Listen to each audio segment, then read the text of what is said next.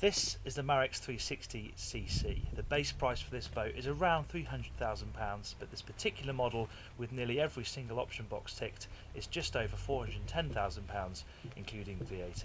And we're going to begin in the cockpit, because that is where this boat shines. What works really well aboard this boat is the fact that you have everything you need for a day out on the water here on the main deck, all around you. Completely flat floor, very easy to move around.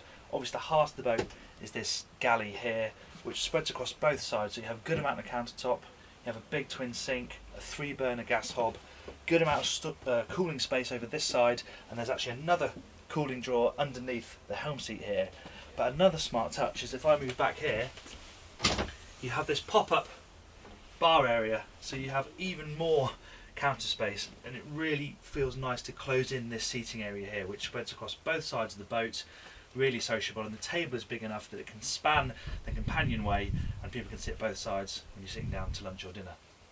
The other thing to point out about this main deck is that it's so easy to enclose it. Yes, it's very open now because you have sunroofs at either end, pull back. They're both manual, canvas, but it means they're very easy to operate and they slide nice and easy, and you get a big aperture. But because of Marex's super clever aft canopy system, the covers fold into the sides here like curtains, so it's a really quick and easy one-person job to completely enclose this area. There's no faffing about having to hold up canvas and line up zips, none of that. They slide out, they pinch into place with some elastic, and you're good to go. It's a very versatile main deck.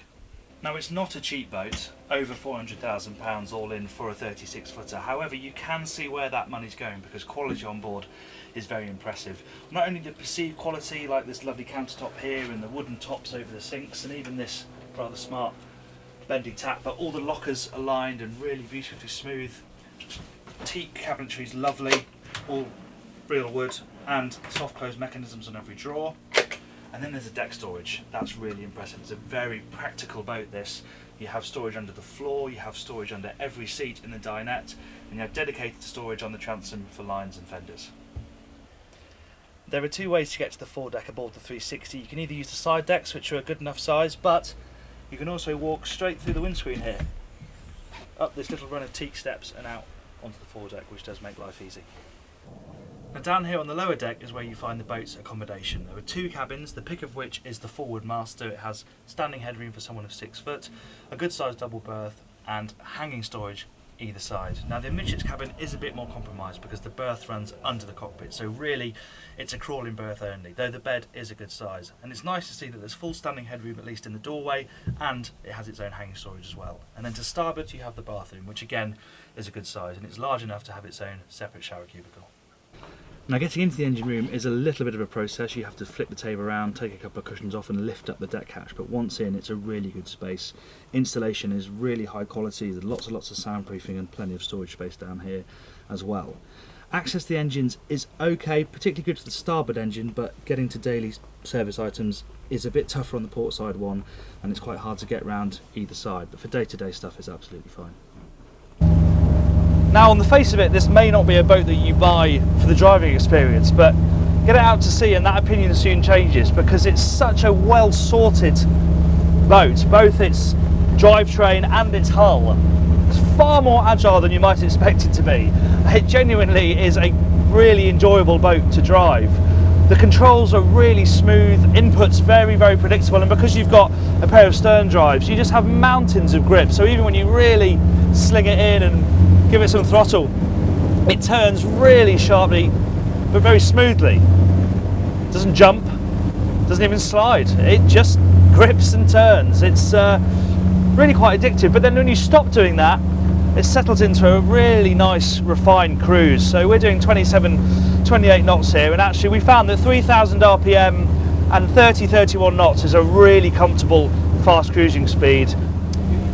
There are some other engine options available. You can have D4 260s, or you can have the single 440 horsepower D6, which I think would be really well suited to this boat actually, but this is the most powerful version, 600 horsepower under your right arm, and it really does suit the boat very well.